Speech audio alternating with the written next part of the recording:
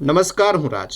આપ જોઈ રહ્યા છો સ્પાર્ક ટુડે ન્યૂઝ. વલસાડમાં આરટીઆઈ એક્ટિવિસ્ટ તરીકે ઓળખાતા હેમંત ટંડેલને મહિલાઓ સામે દાદાગીરી કરવી ભારે પડી છે. કોસંબા ગામમાં પોતાની માલિકીની જમીનમાં ઘર બાંધવા મુદ્દે ચાલતા વિવાદ દરમિયાન સાસુ વહુએ જાહેરમાં તેનો વિરોધ કર્યો છે, જેના કારણે સ્થળ પર હોબાળો મચી ગયો હતો.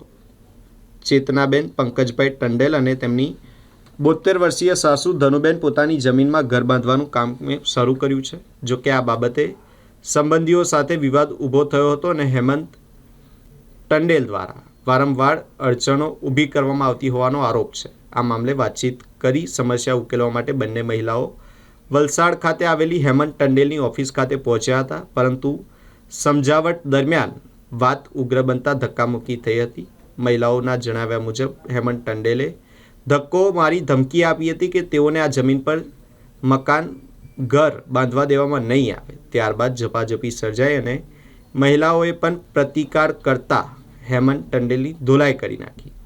આ દરમિયાન તેનો શર્ટ પણ ફાટી ગયો અને અંતે તેને ત્યાંથી ભાગી છૂટવું પડ્યું હતું.